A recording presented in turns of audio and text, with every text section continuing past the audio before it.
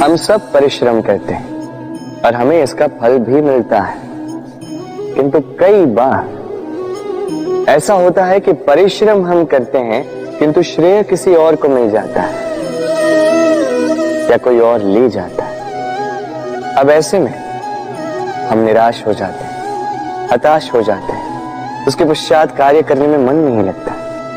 हम अपना सर्वश्रेष्ठ योगदान देना ही बंद कर देते हैं।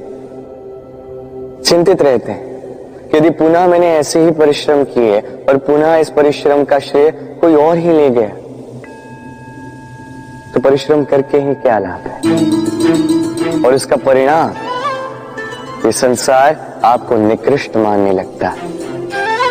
अब आप पूछेंगे कि ऐसे में करें तो करें क्या।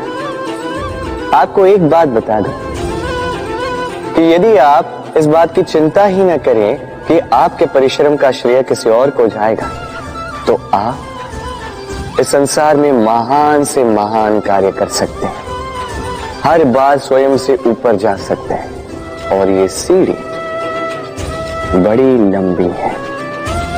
स्मरण रखिएगा, जब किसी बगीचे में पुष्प खिलता है तो लोग माली को श्रेय देते हैं, किंतु जब सुगंध आती है तब लोग माली को नहीं पुष्प को स्मरण करते हैं। इसलिए निर्विकार प्रयास करते रहिए, परिश्रम करते रहिए, आपको श्रेय अवश्य मिलेगा। भले ही लोग आपको श्रेय देना भूल जाए, कि प्रकृति कभी नहीं भूलती। राधे राधे। मित्रता संसार का सबसे बड़ा संबंध है। ये मित्रता जीवन में माता पिता भाई बहन ये संबंध हम चुन नहीं सकते क्योंकि ये जन्म से हमारे साथ आते हैं, किंतु मित्रता एक ही ऐसा संबंध है जिसका चयन हम करते हैं, जिसे हम बनाते हैं, जिसे हम बढ़ाते हैं। तो इस मित्रता पर गर्व कीजिए।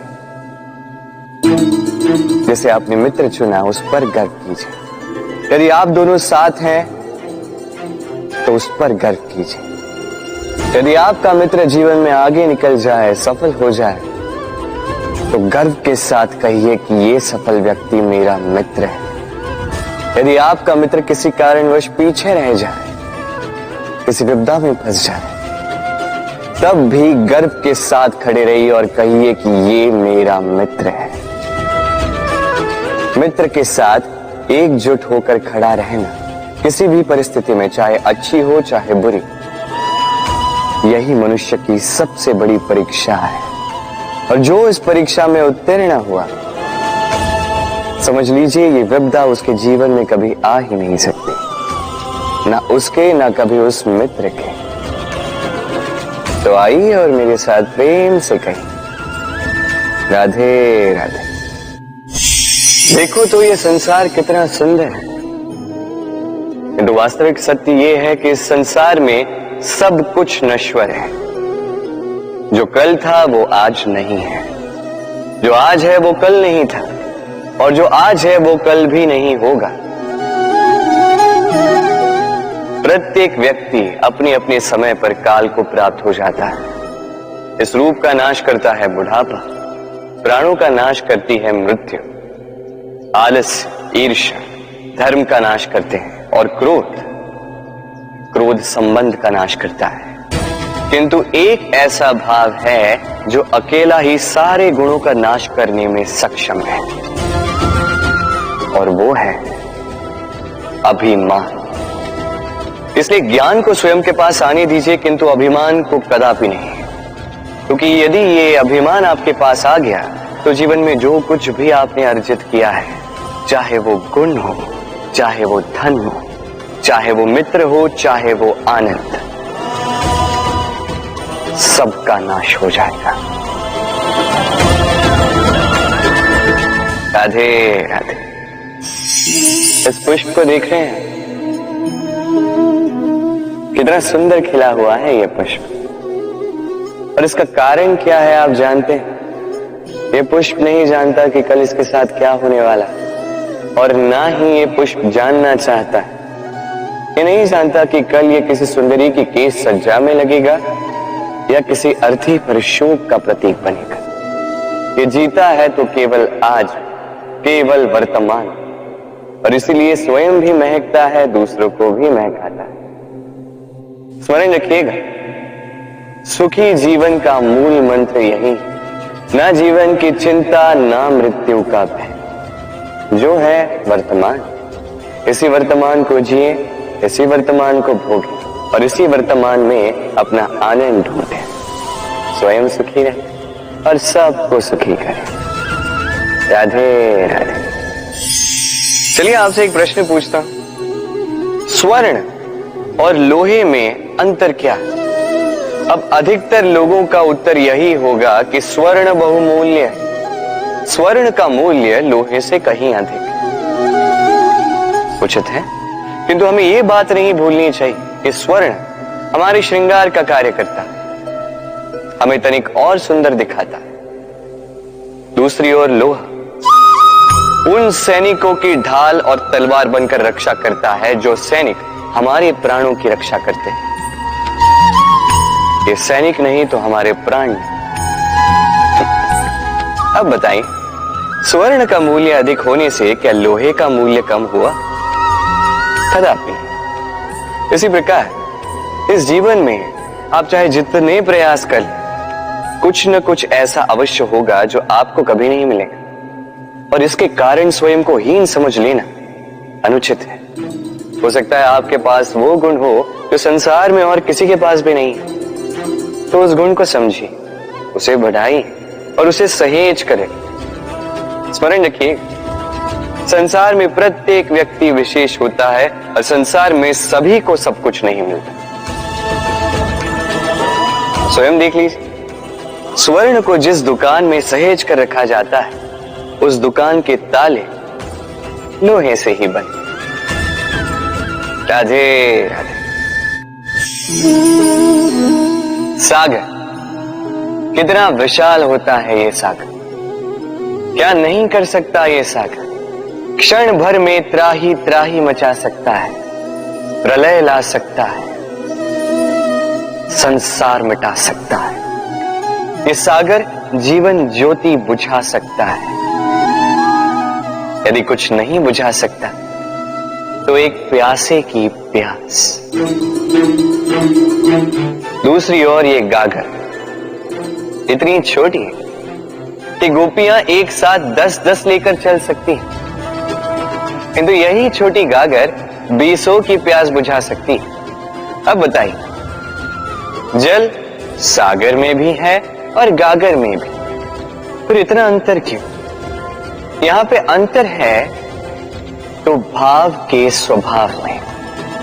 एक माटी में मीठा जल संजो कर रखती है तो दूसरा अपने खारे पानी से किसी को भी माटी में मिला सकता है। आप क्या बनना चाहेंगे? सागर का खारा पानी बनकर किसी की आस बुझाना चाहेंगे या मीठी गागर बनकर किसी की प्यास बुझाना चाहेंगे? निर्णय आपका है। राधे राधे।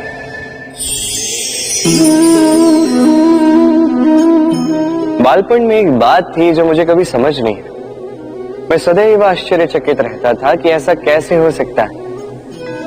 बात कुछ यूं थी, मैं हमारी गौशाला में देखता था अलग अलग रंग रूप की गैया, किसी का रंग काला तो किसी का श्वेत, किसी का भूरा तो किसी का चितकबरा। अब मैं देखता था किसी के सिंग बड़े हैं तो किसी के इतने छोटे कि मानो दिखाई ही न दे।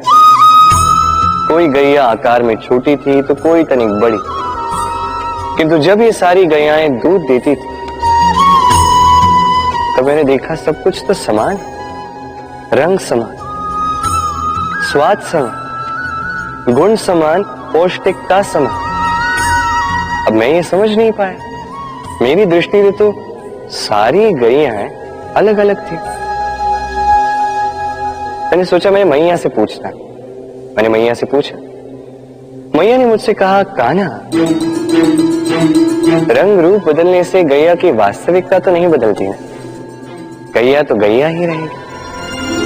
अब मैं ये बात नहीं समझ पाता कि मनुष्य इसे आत्मसात कैसे नहीं कर सकता। देखिए, रंग, रूप, जात, धर्म, भाषा, इससे ऊपर है मानवता। और मानवता का एक ही धर्म है और वो है प्रेम। तो यही प्रेम अब सब में बांटते रहे, प्रेम से सबकी सेवा करते रहे। इस मानवता का अमृत चख के देखिए, फिर आप समझ जाएंगे कि हम सब भिन्न भिन्न नहीं हैं, हम सभी एक हैं। राधे राधे। इस पत्थर को देख रहे हैं आप, इतना गोल, इतना चिकना है। बच्चों को अक्सर इसके साथ खेलना बहुत भाता है, और क्यों ना भाए, ये कितना सुंदर, कितना सुडौल है। किंतु क्या कभी आपने सोचा ये पत्थर पहले क्या था? किसी विशाल से पर्वत, किसी विशाल से चट्टान का एक बहुत बड़ा तीखा पाषाण का खंड, जो कहीं से नदी में गिरा, नदी की धारा के साथ बहता रहा, चट्टानों से रगड़ता रहा, रेत के कणों से रगड़ता रहा, और धीरे धीरे तब जाके इसने ये आकार पाया। अब हम भी इसी पत्थर की भांति हैं। स्मरण रखिएगा, आपका व्यक्तित्व, आपका ये स्वरूप ईश्वर की देन नहीं है। हाँ, प्रकृति ने अवश्य ही आपको जन्म दिया है, किंतु आप स्वयं अपने व्यक्तित्व के रचयिता हैं, और आप ये रचते हैं कठिनाइयों का सामना करके, संकटों की धारा पार करके। तो आप भी इसी पत्थर की भांति निरंतर प्रयास करते रहिए, अपना अस्तित्व बनाते रहिए, इस अस्तित्व को महान बनाते रहिए, और मेरे साथ